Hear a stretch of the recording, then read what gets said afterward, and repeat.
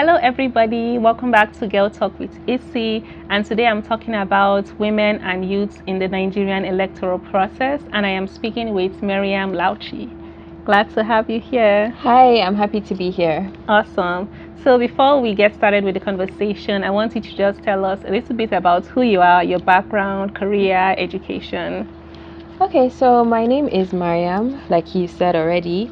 I'm a communication specialist and also pretty much very active in like the advocacy space and maybe just like even as a social media activist, which in this era actually means something. I also participate in like political activities. Yes, so that's Awesome. And our conversation is going to be about women and youth in politics. And we have an election season coming up. So I really want us to dive into first of all, how would you describe the political atmosphere in Nigeria at this moment? Well, the political atmosphere, I have to say it's very, it's tense. It's tense because it's time for a new person. There's no incumbent right now. It's time for a brand new person to come in, which also means there's hope that a new person will bring about some differences in the kind of governance that we see today in Nigeria. So it's pretty tense. Emotions are heightened, and it's understandable because of the realities of a country like Nigeria. Yeah, so I feel like the atmosphere, and it's going to get a bit more tense, I believe, as elections approach. But do you feel like it's tense compared to the past? I feel like it's always been tense in Nigeria, every election process. It's always been So why tense. is it more heightened apart from the fact that people want a different candidate? I feel like it's more heightened. I feel like Nigeria is really bad right now. Like that's the reality in terms of like the killings that happen regularly, the violence has increased, yes. The insecurity. People don't really feel safe. Like I live in Abuja, I'm an Abuja resident, and like Abuja residents would definitely tell you like crime has gone up, the robberies and all of that. So I think the rate of the naira to the dollar, it makes Nigeria really tense right now. I don't think I've ever seen, at least where I am, more tense than this, because you have like fuel scarcity, rise in prices for electricity, diesel. So what you see is like people on the road are getting more angry for no reason, but it's due to the frustrations. You see people fighting and all of that is due to a lot of the frustrations. I feel like the frustrations have increased, so you get to see that come out in even how Nigerians have their relationships today. People are on edge. So it will come out in relationships, on the road, at work, and in politics. Definitely a lot of tension in the air. And I wanted to go into Nigerian youths and the electoral process, because youth have been very vocal on social media, especially about the candidates, and even just coming out to have the whole work for Peter Obi, and they seem to be more active this time about the political process. And I wonder, would that really translate into the reality of them coming out to vote? What are your thoughts on that? Well, I think it's a start. It's not a determinant, because I feel like it does take time, more than one election cycle for a movement or a significant cultural shift, even in the political space. I feel like it does take more than one election cycle. But this is the foundation. Maybe this is the foundation of what we want to see, people being active. And it doesn't matter how you're being active, in my opinion, as long as you know what you care about and what you're going for, and you are being intentional about what you're doing. I think it's a good start. It's a step in the right direction. We just hope that after that there's a follow-through process where they would actually be encouraged to step out and say that, okay, let's put this to practice. Because sometimes I think, especially with the youths, we tend to be more, it's easier to be vocal on social media and not do anything at the end of the day. Like it's just our space to sort of like just pour out and have a release. But at the end of the day, what needs to be done is that you actually take the steps that are concrete and say, okay, I've done this voting. So it's good for us to be vocal. It's good for us to have the marches and the protests, but being concrete and doing what needs to be done is key. I agree. And along with that, I think that some of the challenges, which unfortunately it has always been a challenge in Nigeria and the voting process, is that vote buying, rigging, bribery occurs in Nigeria. And to this day and age, can we say that it's a valid reason to deter people from voting? So, like I said, it's not a kind of thing that happens in one election cycle. I believe that elections are significantly more free and fair today than they were, let's say, in 2007, because you now have so many, you have your permanent voters card. There are so many checks now that have been created that will reduce the incidence of a lot of these things. In terms of vote buying, as long as there are Nigerians living in poverty, there will always be vote buying. So at the end of the day, like, it's more about now raising awareness on issues, because people will always collect the money given for the votes. But at the end of the day, like, what basis are they voting on? Like, if we become more like issue focused, but then Nigeria is at a place where everything is an issue right now. Like, everything is an issue. Education, religion, this and that, infrastructure. It's all an issue. We don't even have any, like, in a beautiful democracy like the US democracy, right? They have like an understanding of what it means to be a Democrat and what it means to be a Republican, and the kind of policies they go for, and the way of life, like what kind of way of life they believe in. In Nigeria, we're not even at the way of life level. We just want the basic needs still. We want a hospital, we want to go to school, we want to eat, we want to feel safe. So we haven't really developed so like perfectly, but I feel like we're getting there. So you think that the candidates need to focus on what are the issues they are going to solve? Because at the end of the day, you said that vote buying might not be resolved because of that level of poverty. But I don't want to say that it can never be resolved, because I feel like to a certain extent there is something that can be done. But maybe there are not people there to do that sensitization at the grassroots level to educate them on the fact that no, you have to focus on issues. Do you think that that's one of the solutions, rather than accepting the fact that people will always take cash? And I mean, it's part of the solution. Or what is it that they'll give rice and it's part of the solution, but I don't know if it's holistic. Sensitization is not holistic enough, in my opinion. Only empowered people can make decisions. That you don't want to be hungry when you're making a decision. So when people are empowered, I feel like their decisions will be a little bit more advanced. When they actually have access to certain things, then they can be able to say, okay, I know this is better, so that I will do more. That's great. And now I want to move on to the question of women in the electoral process. Can women influence the election process, and how so? Because sometimes I feel like women are not able to have a voice, because we do live in a patriarchal society. So what are your thoughts on that? I mean, women, at the end of the day, I feel are subjected to a lot of injustices.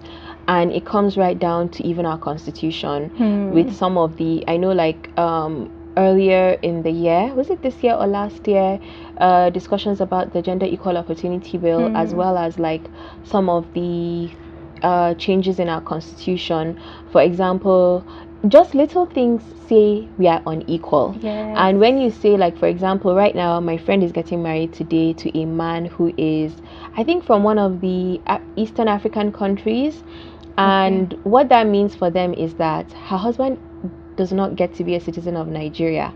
But if a Nigerian man marries a woman from the same country, the woman gets citizenship of Nigeria. And so when you look at little things, details like that in our constitution, the foundation for women already is unequal, whether it's in your marriage or whatever it may be. Like, right now we just don't really have equal footing or equal access or equal opportunities in Nigeria when it comes to men and women, and that definitely plays out in the political space as well. So when you have, if a man is the decision maker in a family, and a woman is not able to make the decision to say, look, I'm going out to vote, or I'm going out to run for election, and that is a decision I am making for myself, the dynamic is already skewed. It's a bit off, yes. It's already skewed. Yeah. It's a cultural and religious thing here in Nigeria. So what eventually happens is it will play out in the political space. Women are not comfortable in the political space. Meetings happen late at night. Married woman doesn't want to go back home late at night, or a daughter does not want to go back home late at night to her father. The way sorry to cut you off. The way South Americans say that things happen in the, what do they call it, in bars or things like that, and it's mostly men that have these conversations. In Nigeria, it's the same. Yes, if for example there's a huge and important meeting happening in an influential politician's house, a woman going to that house looks funny culturally, and so it affects even the kind of decisions you make on a day-to-day that will allow you to fully participate, to hold leadership positions in Nigeria. So I feel like those are like the little things. And so of course when you come into the space, there's a common thing. Somebody has said it to me, I have your type at home, right? And this is in a professional space. I was having a conversation with a journalist in a professional capacity, and he said, I have your type at home, because I told him, oh, I'm not happy with the way this article. He said, I have your type at home. What does that mean? Yeah, so what he's trying to say is that at home, the woman is subservient to me. You are equal to that woman who is subservient to me in my house. Yeah. So you are not on my level. And so when that plays out in the professional space, it plays out in the political space. Because for a man, this woman is, I have a subservient one somewhere else. She's probably subservient to another man. So which conversation does she want to have with me that you know, she wants to be entitled to her own opinion? Now, it's not to generalize, because I've been in the political space and I know that there are men that do take my word, do take my opinion with value. So it's not to generalize, but I think that we still, just like you said, are living in a society that is driven by patriarchy, and so it's a reality for many women in the political space. And the only way I feel that changes is from like the family unit, right? If you have a supportive father, if you have a supportive husband, then you are empowered to do some of these things. Because for me, I know that my father empowered me to participate in politics, to join campaign rallies and stuff like that, and that really allowed me to like really get myself into that space without, because people would call him on the phone and be like, we saw your daughter at this rally wearing this cap from this political party, and we would have a conversation about it. So for me, you could just clearly see how it could easily go the other way. And I know so many young women this has happened to, like people just call your dad and say, oh, they saw you somewhere, you are doing this thing. So at the end of the day, when you have a father or your husband that supports you, because we can't get rid of our religious beliefs, those things don't really go away, right? But once you elevate men's thinking and help them understand that it's not so much about subservience, but like, if whatever your beliefs are, your woman is not just a human being vessel there. She also has a purpose in life. She also has something to live for. And when men understand that, I feel like from the family units, maybe you will begin to see a change. It all starts with the family units, because they take it out to society and they share those values on with everybody. So if your father encourages you to go out and take part, to participate in campaigns and to see yourself as a leader, then what stops you from being vocal and continuing on? Exactly. Yeah, that's really great. And just to tie it to a comment that our president said about, women belonging in the kitchen and the other room, because I remember I was a university student when I heard that in the news, and I felt so ashamed that a Nigerian president would say that. So do you still think it goes back to the family values and where people see women and girls, where their role is at? So I have a controversial opinion about this, right?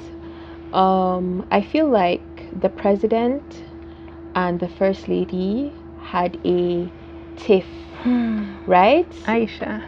I feel like they had a tiff, right? Because she came out on the radio and made comments about her husband. Yes. Which was also something we had never seen before. So when a thing like that happens, that's probably the kind of jab he would have told her at home, but he didn't realize he was saying it to the world on a global platform with a female leader from another country who was not in the kitchen or the bedroom.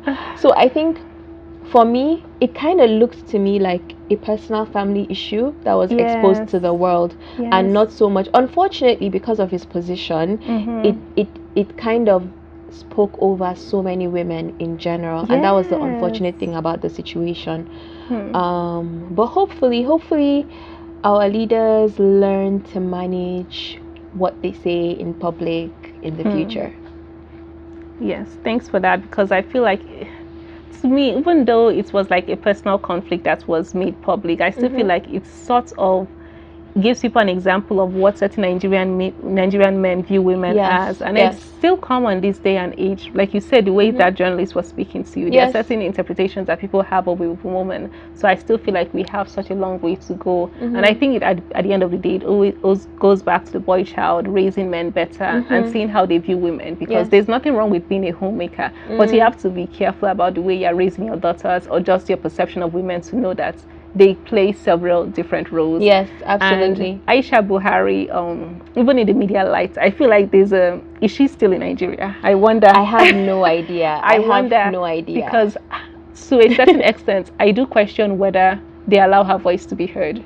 But maybe it's just the way I see things from that media lens. I wonder, is she actually allowed to be vocal, or have they told her to stay in the background? So sometimes even when she makes certain comments, I wonder, is she actually being allowed to be vocal? And is it our Nigerian mentality where they still feel as though the women should be oppressed? You know, the way I see the First Lady, right? I feel she's very outspoken. From what we've seen, she doesn't hold back. It just happens that in her position as a First Lady, the office of the First Lady is not an elective position. You get there by being married to the president, right? That's true. And so what that just means is that she's in that position for her husband and because of her husband, and that will politically definitely influence the things she says, where she is, and what she does at the end of the day. So I steer away from judging her or trying to understand why she does certain things. I would rather hold the president instead accountable for anything that's said or done. Okay, that's a safe response. Yes, that's a safe response. So also, I guess I wanted to say, will Nigeria ever be ready for a woman in the presidency? Nigeria will be ready for a female president. The issue is when. The question is when. Yes. And we just don't know when. Sometimes you have a major shift, like we never thought a half black man would ever be president in the US, right? Yeah, Obama. But Obama came and broke that like stereotype of what a president looks like. So you never know what can happen. Unfortunately, we are still struggling to get our basic rights. So I don't know when, because they say like in some countries it's going to take them 100 years to reach like gender parity or whatever. I don't know how many years that's going to be in Nigeria, but the only thing we can do is like, what can we do to catalyze that? Like, what can we do now to begin to raise female presidents, right? That's it. And it has a lot of work that needs to go into it. So I think when we have one is determined by how hard we work to get one in. Yes. And empowering our women always, and empowering our girl child, so that they at least know that they have the ability and the capacity to rise to that level. Not just to be, even though a supportive role matters, but to know that they can also take up a leadership role. Yes, absolutely. Back to the family unit, it all starts from there. And lastly, my last question would be, would you be voting in the electoral process? You're already in politics, so definitely, even though I know the answer. It depends on if INEC gives me my PVC. So you don't have your PVC? The last time I registered, and they never produced my card. I went back multiple times to get it. So I didn't get to vote in the 2019 elections. And I'm just hoping that they give me my card this time around so I can vote, because I've always wanted to. Oh, wow. That's actually a challenge. I know some colleagues in the workplace say that they are still trying to get their PVC. I have my PVC, though. It wasn't a challenge for me. When did I do NYSC? 2018. When I came back 2019. I felt like the process was a bit easier to get the PVC, but these days I don't know why it's a hassle, because there are some cards I think that they never produced or lost or something, and I think there was a batch of people that just never got their cards produced. And I may be one of those. So But hopefully. Are you still trying to I've see been what to you INEC office. Yes. The collection time hasn't, I don't think they've started collection of people who registered for new PVCs. So when it goes back, I know my name is on the system because they have this website where you put your date of birth and details and it comes up. So I know I'm on the database. It's just to make sure that they give me the PVC. Okay. Yes. But they are still trying to follow through the process. Oh, definitely. So if you don't have, at least try to still follow through and see how you can get it so that we can do our part at least to say that we have done something in order to participate in the process for a better leader. Yes. Thank you so much, Mariam, for joining this conversation. Is there any additional thing you want to add? Oh, okay. So basically, right, you and I have had conversations behind the camera. Yes. And I feel like right now, participation is really important. Whatever political party or candidate anyone is supporting, it's really important to be a part of campaigns, to be a part of the conversation, to be a part of not just voting, but really like being a part of the political process to select the kind of person that we want and to also build the kind of culture we want in the political space. And we can't build that culture if we stay back. I feel like as a Northern Christian, a lot of Northern Christians try to stay out of it because they feel, oh, politics is bad. But if you don't enter, you don't get to change anything. I think that for women, we need to participate. For young people, with the Not Too Young to Run Act now and law, you basically have a right from the age of 25 to even run for office at the State House of Assembly and at the National Assembly in the House of Representatives. This gives us new opportunities that just were not existent for Nigerians in previous generations. And so I just want people to take advantage of that. I don't want people to feel like also like, oh, I have to have a perfect political party, or I have to have a perfect candidate, whatever. There are people at the lower levels, at State House, at National Assembly, at government, at the state governors level, that need support, that should be voted for. Let's not focus all our energies on who's going to be president, but there are so many other offices that can be influential and bring what we want to see. So let's participate at all levels and like see what we can do to influence the kind of country that we want. Thank you so much for adding that statement, because I think it's very important, because you don't have to be in a political leadership role in order to have influence and power. At the end of the day, it boils down into everything that we do in every facet of society that can impact change in our society. So don't even think that, even though we say the government is not doing enough, even within your own space, are you cheating somebody? Right. Let's be honest with ourselves. It's the little things. I think that Nigerian mentality, are we honest people? It factors into everything, especially even in that NGO realm. It surprises me sometimes where there is money put to be built into schools, educational facilities, but then you go into these classrooms and these children are sitting on the floor. That money is in somebody's pocket. Let's not only blame the government. What are you doing on your own level to make Nigeria better? As cheesy as it sounds, are you actually an honest person? Thank you so much. That was a very necessary statement. I love this conversation, and I encourage you to keep doing what you are doing, and maybe you could be our first female president. I'll vote for you. Thank you. Thanks so much for watching, and I'll see you on my next episode. Bye. Wonderful.